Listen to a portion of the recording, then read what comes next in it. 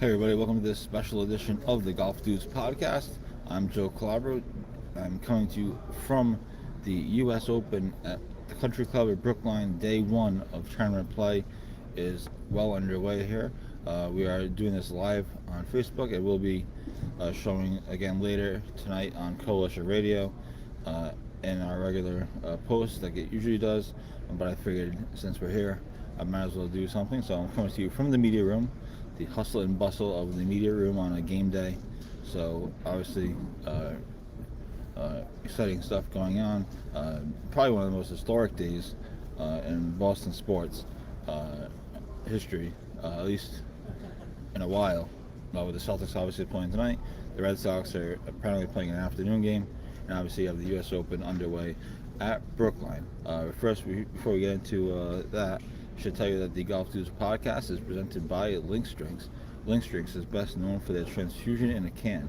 The transfusion is vodka, ginger ale, and grape juice, all mixed up into one refreshing beverage. Of course, our friends at Lynx Drinks recently just launched two new brands, the front nine and the back nine.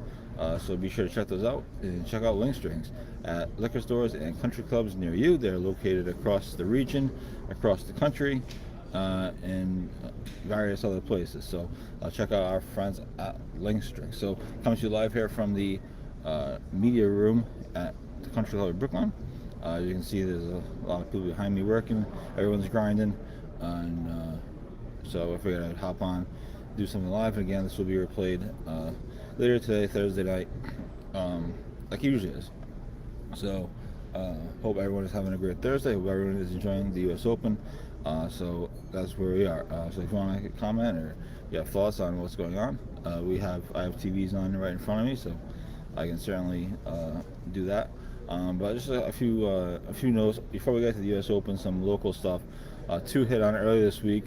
It was announced that the Rhode Island Junior Amateur is going to be held at three different courses: Winnipeg, Ledgemont, and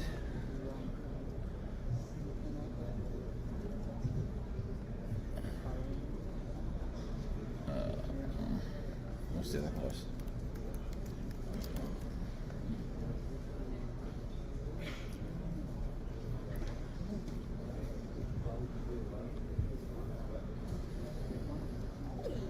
So we're going to have three different courses, which is a little controversial. Not controversial, but it's obviously not ideal.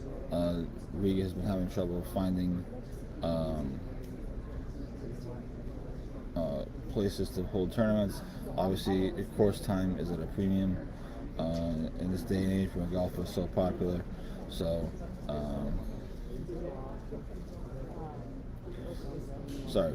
Winnipeg, Ledgemont, and West Warwick, which we reported earlier this week. So that was kind of the local thing. And of course, Patrick Welsh, Davis Chatfield, and Christopher Core are all playing down in Pennsylvania at the Sunnyhana Amateur, kind of the lead up to next week's Northeast Amateur, which I am also excited about.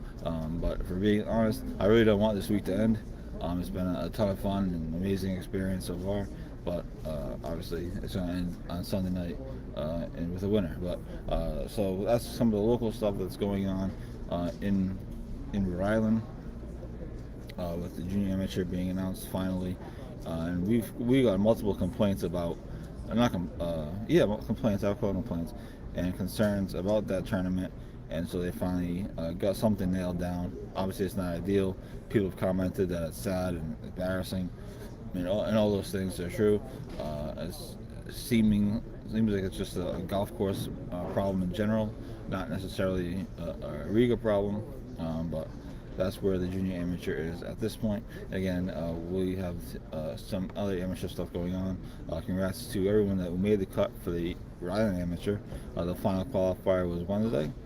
23 players made it, including a 14-year-old kid, Joey Chifano. He's the youngest player in the field, and he made the cut pretty easily, actually. If you look at the scoring, so congrats to him. And we'll have, obviously, our amateur coverage starting in a couple of weeks. We are going to try to do the RA Amateur Series again this year. We did 9 episodes last year. It was very successful, in my opinion.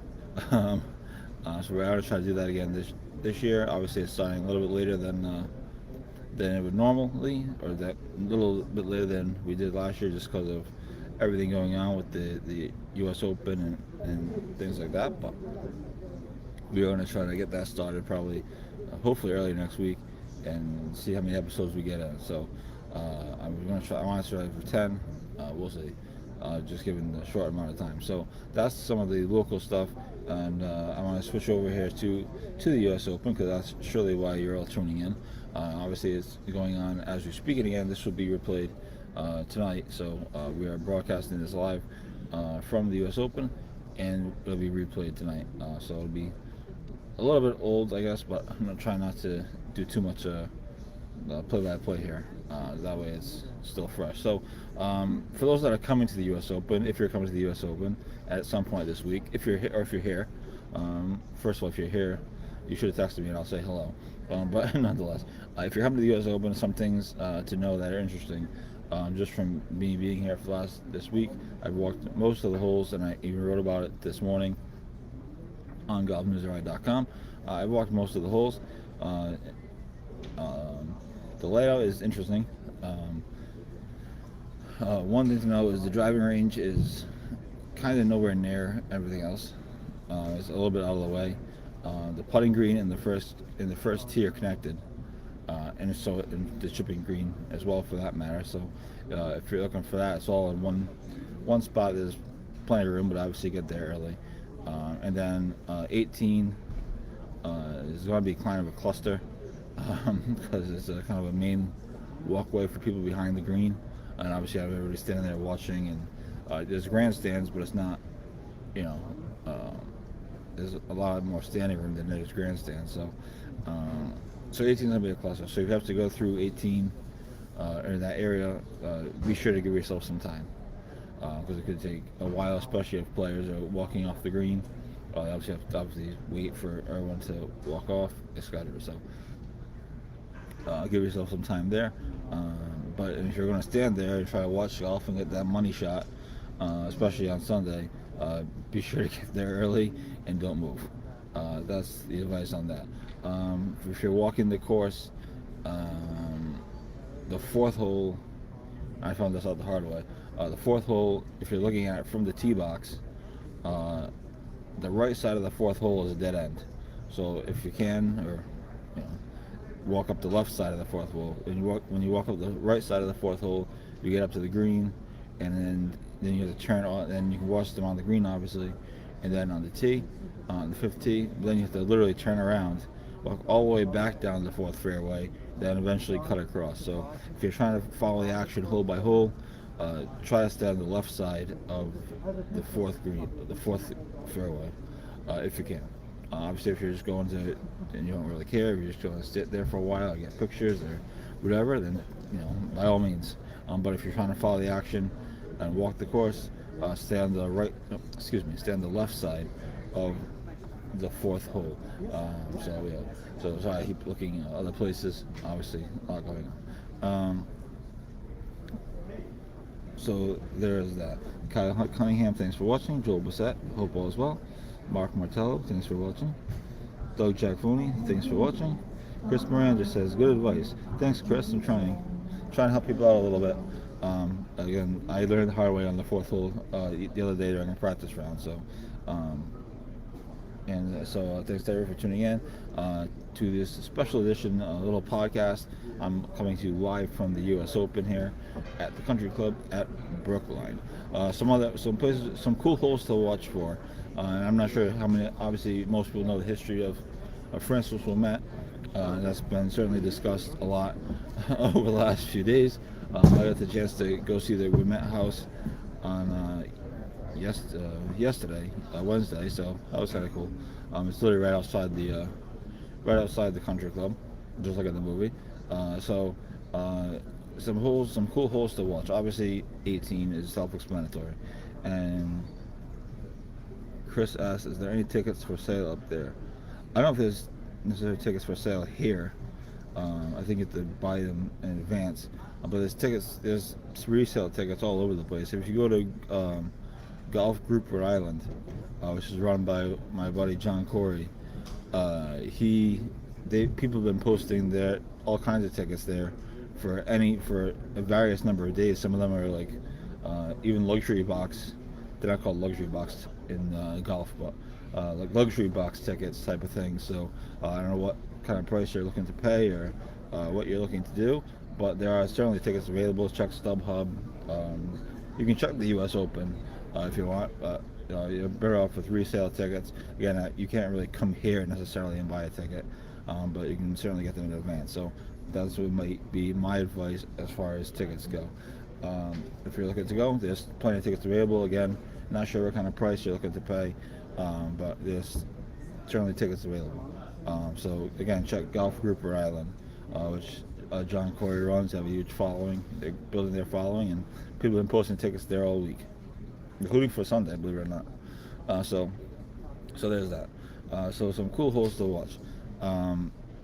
Obviously, like I was saying, don't know if you know the history of people know the history of the country club. Francis Wilmette, obviously the Ryder Cup in '99. There's two. Well, the 17th hole is one of the most historic holes in all of golf. That's where Francis Wilmette tied the U.S. Open in 1913 and then won the U.S. Open in the playoff against Harry Vardon. Vardon tried to cut the corner. His ball hit the trees. Went in the trap, in the bunker, known as the Vardon bunker, and obviously Wilmette ended up winning. So the 17th hole, something's going to happen there this week. It's also where Justin Leonard sank that great putt in '99 to pretty much clinch the Ryder Cup, and then and Curtis Strange in '88. He 3-putted on the 17th hole, ended up going to a playoff. He ended up winning, of course. But so the 17th hole, watch for 17 this week. Something's going to happen. I don't know, good or bad, or indifferent, but something's going to happen on 17 this week. The guys are going to try to cut the corner. Maybe they'll try to play it safe. Who knows? But something's going to happen on 17 this week, so stay tuned for that. The other cool hole that I walked to yesterday, it was a bit of a trek from where I am, anyway, was the 11th hole, little par 3. That hole is now obviously underway, so it's officially in play, and that hole is being used for the first time in USGA play or US Open play since 1913, since Francis Wilmette played it. So that's a cool little hole. It's been renovated by Gil Hance, and the USGA revealed at their press conference on Wednesday that they can play it as far back as about 200 yards, and as close as 100 yards or less. So the 11th hole is definitely going to be something worth watching this week. If you can get over there, there's plenty of room to stand around the green, so there's plenty of watching room. There are other cool holes, obviously, or any kind of hole in the back nine is probably a good spot to be, just because it's going to be a factor, and things of that nature. So those are kind of two holes that I'm looking at that I would recommend going to watch. Obviously, everyone loves being on the first tee, so we get there early. 18, same thing. So obviously those are obvious holes to watch, but 17 and 11 would be my two recommendations for must-watch holes. There could even be a hole in one at 11. Guys going to be hitting with pitching wedges basically into the green. So I would say that hole.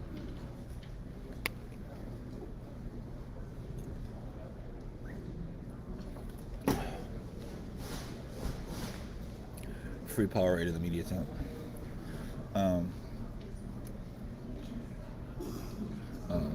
Marge Allen, thanks for watching. Kyle Messier, thanks for watching. Hope everyone's having a great Thursday. Happy U.S. Open week. And it's nice that the tournament is finally underway. Being here for the practice rounds, it was interesting. But it's the practice rounds. It's only so exciting. So that's where we are. As far as what to watch for this week, and I wrote about this morning, but obviously it's the U.S. Open, so the rough is thick, but it's graduated rough. So if guys are just off the fairway, they should be able to hit a good shot. So it's not going to be completely unplayable like some years at the U.S. Open. The greens are fast. We just got an email today or this morning from the USGA giving the statistics or the the course setup statistics, and the greens are running at about a 12-ish. It'd be a little bit more than a 12. So the greens are obviously fast, but guys are making putts, or we're making putts at least early on, as the lead is about 3 under at this very moment. Again, this is doing it live, so I will watch out for that. Also, as the week goes on, sorry, photographers are trying to get by. As the week goes on, obviously the course is going to firm up. Wind is supposed to pick up. It's supposed to rain tomorrow. I guess throughout thunderstorms. I don't know if anybody else is seeing that, but so that'll be interesting to see what happens. Hopefully it's not delayed too long because it is a Friday. So that is what we have there. So I would watch for the rough, look for the greens, and also there's 5 blind shots. 5 blind shots on the course here this week. So obviously players of this day and age aren't really used to that, and it'll be interesting to see or watch what lines these guys take, and if they adjust the lines over time, over the course of the week, if they try to take a more aggressive line once they get comfortable, or whatever the case may be. But watch out for that. There's 5 blind shots guys can't see, whether it's tee shots or even second shots, guys can't see. So keep an eye on what lines they're taking. That could be interesting to watch. So there is that.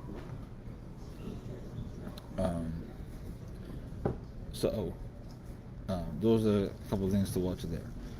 Hope everyone is doing well. And now players to watch. Obviously, there's a handful of players, and I wrote about this too.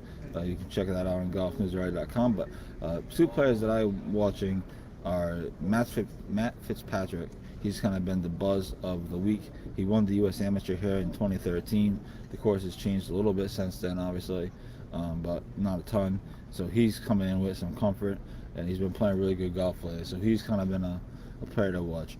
I focus on Brooks Kepca. He hasn't been playing that much. Obviously, he just got married a week or 2 ago, whatever it was. And I think the last time they said he's played is the Masters. But he was all pissed off in his press conference yesterday because of the live golf stuff, which obviously has been the talk of the week. So he was all pissed off about being asked about that. So usually that tends to bode well for him. He's also, in his last 4 U.S. Opens, he's lost to 4 people, which means he's finished second. And he could, I don't know, easily, but he could certainly have 2 or 3 of those U.S. Opens, and then be 6 majors or whatever it would be. So Brooks Koepka's the guy to watch. Obviously, Rory McIlroy, who's off to a good start today, Justin Thomas and Scotty Scheffler are the top players in the world. They're obviously the favorites to win. So you hope they play well. It's more fun when they're in it. Justin Thomas tees off in just a bit at 1:14 p.m. on Thursday. Then tomorrow he's early in the morning. So it'll be interesting to see how he does. The other thing I'm watching for, because I think it'd be fascinating, and I kind of root for chaos. I don't know about you guys, but what if a live player wins? What if somehow like a Dustin Johnson or a Bryson DeChambeau or Patrick Reed win? I think that'd be a fascinating outcome. Obviously, it would be chaos, and it would be certainly a brutal situation for the PGA Tour and for the USGA and everything else of that. But watch one of those guys. You never know. Realistically, on paper, I don't think Phil Mickelson can win it, but no one thought he could win the PGA Championship last year either. So it'd be interesting to see what he looks like when he tees off in a little while. And then, Dustin Johnson is probably, looking at it on paper, is probably the only one you would say has a chance to win it of the live guys that are here. So, but just something to keep in mind. Could make for an interesting Sunday night if one of those guys wins it. Certainly be great content for me. So that's kind of where we are. Again, we're coming to you from the U.S. Open at the Country Club in Brookline. If you're coming by, if you're coming down this week at any point, say hello. Feel free to text me or message, and I can be happy to come out of my media cave and say hello, watch some golf. Again, it's a great atmosphere. It should be a great atmosphere today. One of the great sports days in Boston in a while. It's felt like, with the Celtics obviously playing in the NBA Finals, and then obviously the Red Sox playing this afternoon. So one of the great sports days in Boston here, and it's topped off by the U.S. Open. So pretty exciting stuff. The tournament is underway, and that's kind of what we got. So this has been a special edition episode of the Golf News podcast. Stay tuned to GolfNewsRI all weekend long for your U.S. Open coverage. We have some great videos up that I posted over the last couple of days of Keegan Bradley and Rory McIlroy talking about the CBS Charity Classic. Rory McIlroy talking about the impact that Brad Faxon has had on him. And then we also had a video of Colin Morikawa and Scotty Scheffler reflecting on their time at the Northeast Amateur, which is great timing given the Northeast Amateur is next week at Wannamoisett. It'll be interesting to see how many more players that are playing next week drop out because they're playing here. I know a few of them are anyway. Michael Thorbjornsen, as we broke on Tuesday or Monday maybe, had dropped out. He's playing the Travelers next week, so there's that. So exciting times, exciting rest of the week. Looking forward to seeing how everything unfolds, and we'll talk to you throughout the week. Perhaps I'll even do another one of these live hits later in the week if people are interested or need some content or whatever. So we'll talk to you throughout the rest of the week, either in podcast form or on written form on GolfNewsRI.com. And thanks to everyone for tuning in. Thanks for following our coverage, and we hope you enjoy the U.S. Open. Peace.